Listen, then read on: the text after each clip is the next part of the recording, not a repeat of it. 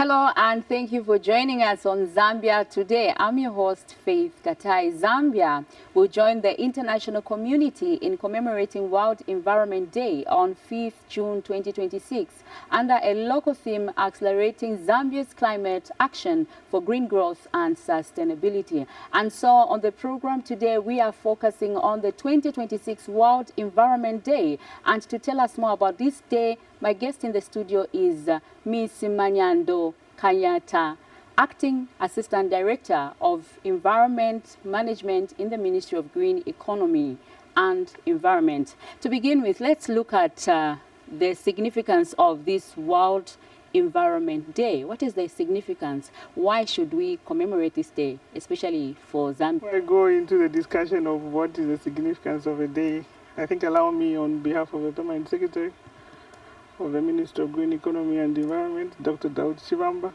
just to thank the management of ZANIS for according us this opportunity to speak to the masses through your channel, and also to appreciate you for the coverage that the Ministry of Green Economy has enjoyed from ZANIS throughout the years. Yes, Faith. The World Environment Day, if I can come to that, as you said earlier on, it's a global day. It's one of the UN days. It is very significant, especially to us as the Ministry of Green Economy, in the sense that it's one of the environment days that has been set aside to spotlight the environmental challenges that the world is going through. So not only do we spotlight the particular environmental challenges, but it gives us also an opportunity to call for enhanced actions towards whether it's mitigation against those particular challenges. So maybe if you allow me to just give a bit more detail. So this is an annual event. It happens every day on the 5th of June. And the global community, which we belong to through the United Nations Environment Programme, highlights a particular challenge for that year, where they want action to be moved towards. So we are excited to be part of these commemorations here in Zambia, especially that we have a chance to focus on the challenges that Zambia is facing in terms of environmental protection and put up our own strategies in terms of moving forward. Okay, so what is the theme for this year's commemoration for the World Environment Day? And also, how do you interpret the theme? Okay, thanks so much. So earlier on, I heard you in the preamble trying to say how Zambia has localized this theme. I should be quick to mention that at global level, the theme is around climate action. Particularly the globe is saying a call to climate action. I'm sure you realize and you agree with me that over the years, I think the world has gotten the signal from Mother Earth. Mother Earth is speaking to the world, to the planet in terms of how harmful us as human beings have been to it, and the globe has been reacting to what we have been doing to it. So I think the global community thought it was important that this year we focus on the climate change, and particularly we look at the actions that we are putting forward in terms of reducing the levels of emissions and what particular actions we are doing as member countries to move towards the green transition. But deliberately, Faith, when you read earlier on our local theme, at Zambia we sat down, we are with a composition of various stakeholders that are players in the environmental protection space. And we thought for us, it was not only a call for action, but it was time for us to accelerate whatever measures we have put in place. So why am I saying it was time for us? Acceleration was important. You would also agree with me that since 2021, when the Ministry of Green Economy was put in place, the agenda for the ministry was clearly stated. It was about ensuring that Zambia is able to adapt and mitigate climate change and also enhance environmental protection. So we thought that was a good start. We were given the impetus to move forward. And then apart from that, in the following year, I think in 2022, we were able to put forward a green growth strategy. So we felt that here in Zambia, yes, the shot has already been given. The shot was given in 2021 when the ministry was created. In terms of framework, a number of frameworks have been put forward to ensure that we move forward in terms of climate action. We thought what was key for now to highlight on was how do we accelerate the various interventions that we have put down as a country. So we are saying at the local level, we are saying accelerating Zambia's climate action for green growth and sustainability. And I cannot emphasize the need for us to move towards sustainability because we know that that's a global agenda at the end of the day. All of us want to ensure that whatever we are doing is sustainable, not only for ourselves, but also for the generations that are to come. Wonderful. So we are saying accelerating Zambia's action for green growth and sustainability. While the world is saying it's time now for climate action. Okay. So, Madam, as a Ministry of Green Economy and Environment, are there any lined up activities for this day? Yes, there are a lot of activities that have been lined up. Again, let me just be quick to say that the World Environment Day commemoration begin with a all-week event. So there's what we call our Environmental Week, which begins from the 1st to the 5th of June. So we have a number of activities that have been lined up, not only here in Lusaka, but across the country. Of course, the national commemorations will be held here in Lusaka, and there are a number of activities that have been lined up, not only by the ministry, but through our various stakeholders. For example, here in Lusaka, I think there are a lot of cleaning up events that have been lined up. Apart from cleaning up events, you agree with me also that the future, which I don't want to say the future is tomorrow, but the future which is today is in schools, they're in colleges and everything. So deliberately as a ministry, we have lined up a number of activities that have to do with sensitization and awareness creation amongst our learners. So we have debate competition, we have quizzes competition, we have art competition in various schools, and many other events that have been lined up from the 1st, as I said, on to the 5th. So when we come to the 5th, the main commemorations will be held at Lusaka National Park.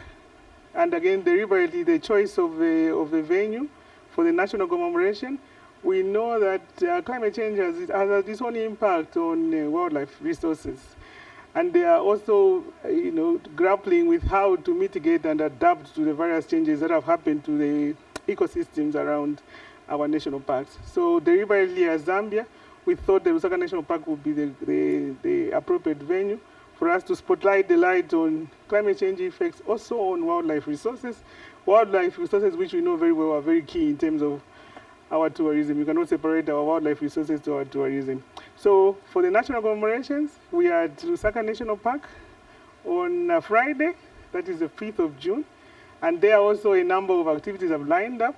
More interestingly, I think in terms of direction, we know that this time around, Zambia is focusing on actions towards stopping climate change, or is it reducing climate change or mitigating climate change? So we have deliberately set up a lot of exhibitions. You find sector players from various sectors, from transport, from energy, from natural resources, name it, they will be there exhibiting the various interventions that they are putting in the various sectors, because you know that we can only win this fight if all of us from our different sectors are able to come on board and put up. So the commemorations will start with the exhibitions. Thereafter, there will be speeches that will be led, and of course, entertainment will be available. Okay, so who is expected to participate in this commemoration? Is everyone invited? The commemorations actually are open to everyone.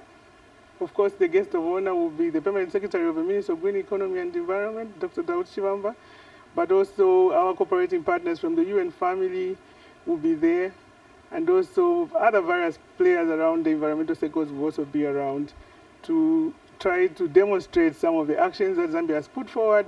We also use that opportunity actually to discuss some of the challenges that we are facing in the sector and some of the strategies that people think could work to help us enhance our actions towards climate change. So everybody is welcome.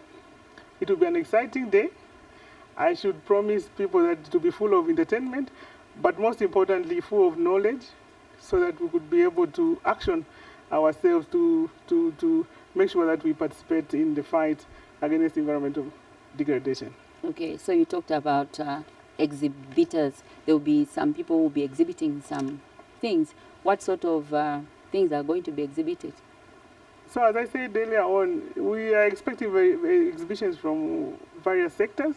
Most interesting, you know that if we want to fight climate change, we are talking about how can we reduce emissions. So of late, I think in the past few years, Zambia had that crisis that had to do with energy.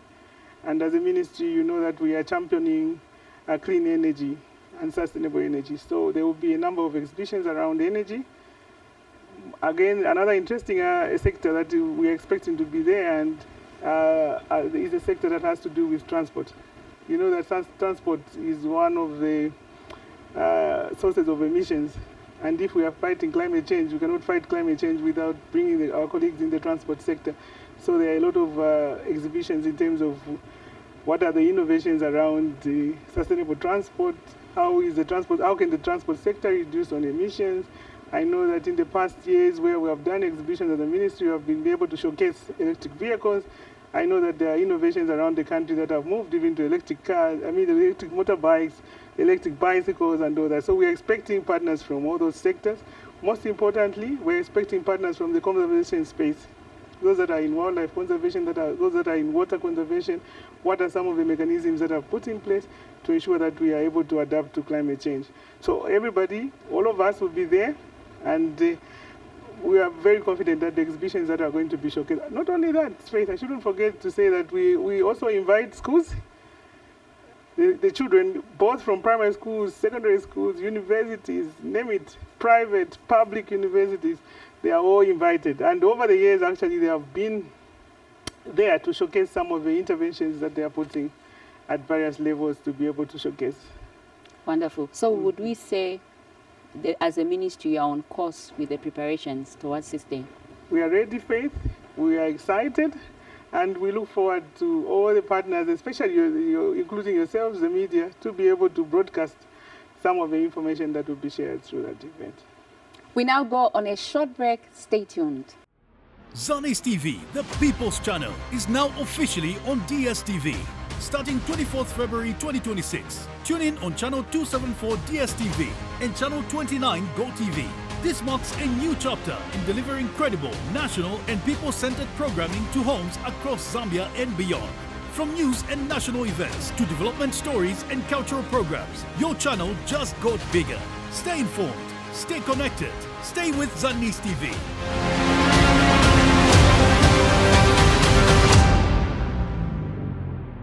Welcome back. In case you have just joined us, this is Zambia Today, looking at the 2026 World Environment Day, which falls on 5th June every year. And giving us more information, what has been planned for this day is Ms. Manyando Kayata, Acting Assistant Director of Environment Management in the Ministry of Green Economy and Environment. From a local perspective, Madam, what are the biggest environmental issues affecting our country currently? Yes, thanks so much, Faith, for that question. It's a very important question, and I think it's a question that all of us should focus on in terms of what are some of the prominent environmental challenges that we are facing. So to begin with, I want to talk about land degradation. And when speaking about land degradation, I want to mean two things. I want to mean, one, the loss of forests, and on the other hand, I want to focus on the loss of soil fertility. Over the years, we have talked about deforestation and the impacts that it has on forest biodiversity and also on the ecosystem services that the forests provide. And I think over the years, we have also seen that problem accelerating. The recent statistics that we have as a country, I know that at one point we went up to 178 hectares of land being cleared per year. It is not a small problem, it is one of a big problem.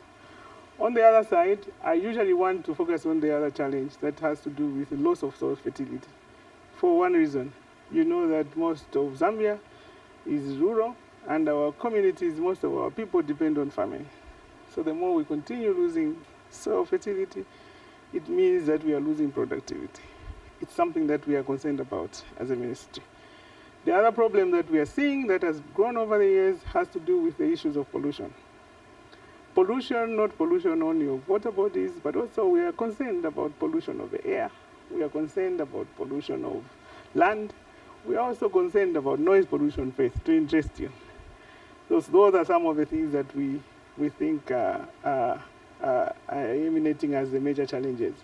Of course, the issue that we have come here for, the issue of climate change and its impact. So from the environmental perspective, we consider climate change as one of the biggest environmental problems because, of course, of its effects. Whether it's a drought or it's a flood, we have seen the effects that it has had both on the economies and also on the environment.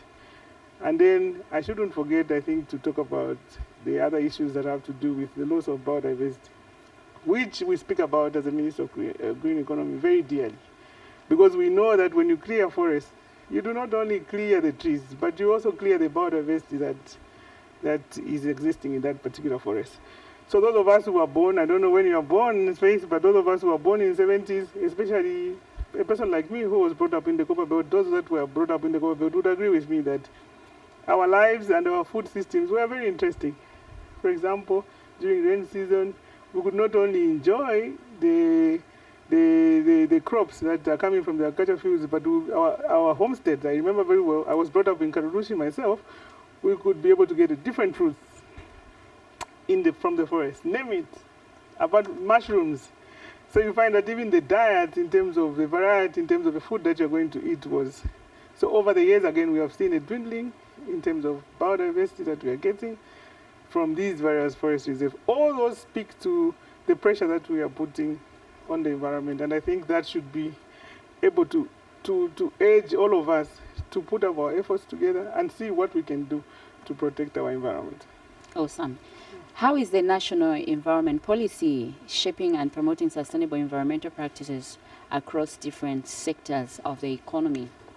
Yes, Faith. Again, there I should be quick to mention that the national environmental policy has, over the years, shaped the environmental agenda in this country, and I think we have seen it yielding a lot of results in terms of regulation, in terms of ensuring that there is compliance to environmental regulations, and also aligning to the various commitments that Zambia has made at international level. So in all, I think the environmental policy, by the way, we have a policy that was recently reviewed. So we have a 2025 policy on environment, which we believe that provides a solid framework in terms of the environmental protection agenda and where Zambia wants to go in the next few years. In practical terms, what is it that people or the community need to do in order to not to impact the environment negatively? Okay, thanks so much, Faith. That's one of my favorite questions, and I think I want to answer it like that, in this way. So when you look at environmental degradation, particularly climate action, you can best look at it and evaluate some of the actions that you're going to take, basing them on the sector.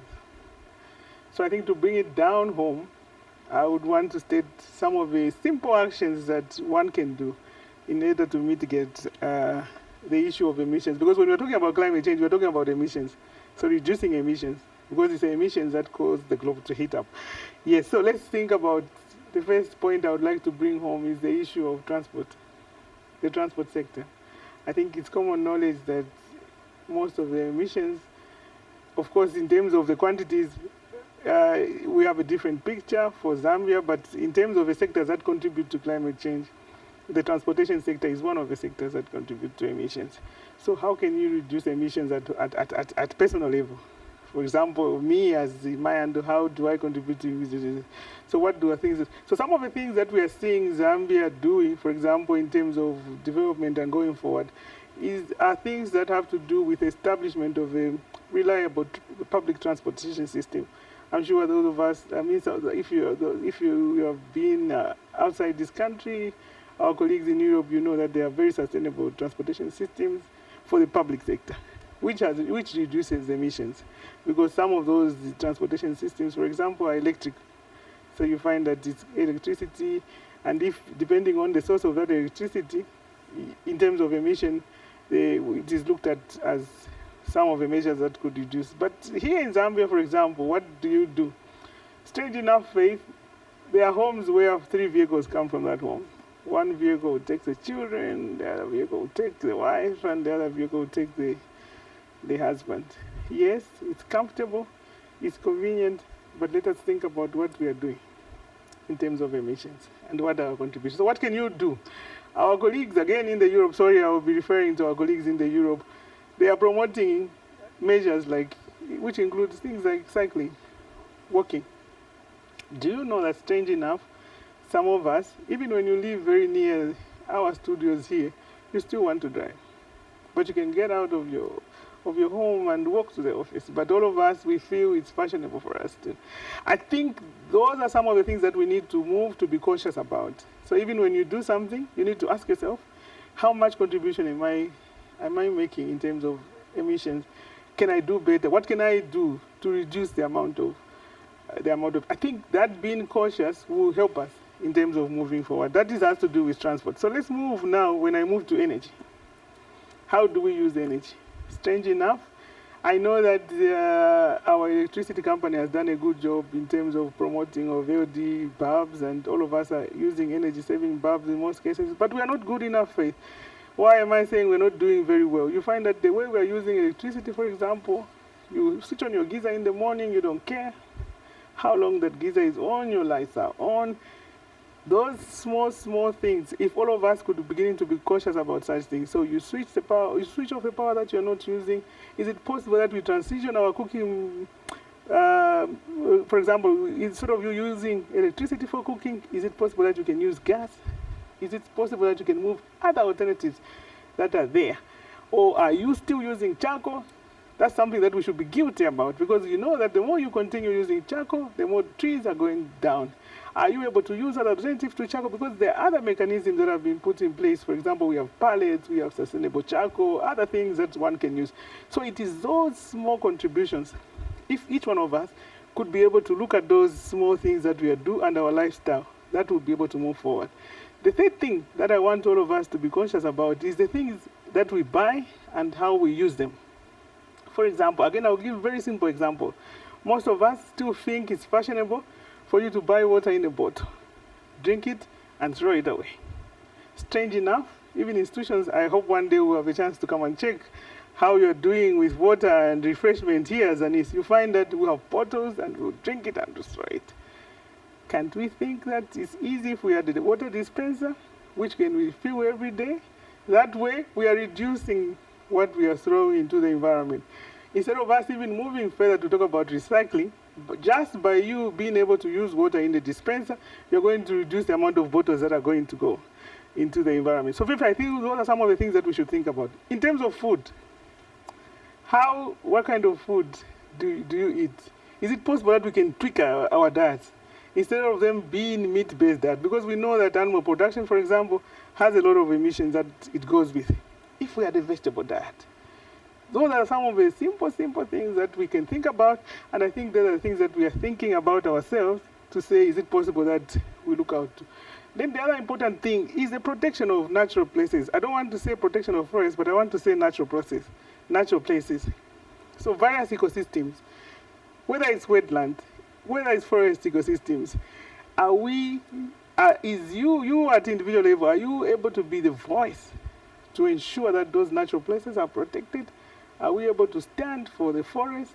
What are we doing? Is it tree planting? Is it reforestation? Is it tree planting? Is it natural regeneration? How can you contribute to ensure that we continue to have natural places?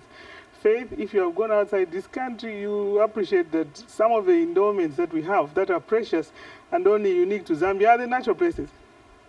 I don't want to say forest deliberately because people want to associate natural places with only trees, but we have other natural places that are beautiful and only unique to Zambia. So how much effort are we putting in ensuring that those natural places are kept natural places? How much effort are we putting to ensure that our forests are kept intact? Are you also contributing to the destruction of forests? Are we able to stand and ensure that those forests are... Those are some of the things that each one of us, as we commemorate the World Environment Day this year, should be able to reflect on and ask ourselves to say, what am I doing? What more can I do to ensure that we protect our environment? Wonderful. Lastly, as we mark World Environment Day 2026, what message would you like to leave with the viewers out there about their role in safeguarding our planet Earth? I think our message is clear, Faith, and straightforward. What we're asking everybody is, what signal are you sending to the environment? Are you sending a negative signal? I think that's a question that we would like each one of us to ask ourselves. What signal are you sending? What are you doing to protect the environment? What more can you do to protect the environment? At the end of the day, we are saying, please join us not only as a ministry, but join the globe in ensuring that we act to mitigate climate change. Madam, thank you so much for coming through to Zambia today. We really appreciate it. Thank you so much. We're excited to be here, and we look forward to more engagement like this one. Okay. Thank you. Viewers, it is clear that World Environment Day is more than just a date on the calendar. It is a call to action. The Ministry of Green Economy and Environment has outlined the importance of sustainable policies, community involvement, and environmental responsibility in safeguarding our planet. As Zambia joins the rest of the world in commemorating this day on June 5th, 2026, let us all remember that protecting the environment begins with each one of us. Together we can build a greener, healthier, and more sustainable future. That is all we had for you on Zambia today. This has been Faith Katai. Thank you for watching. Goodbye.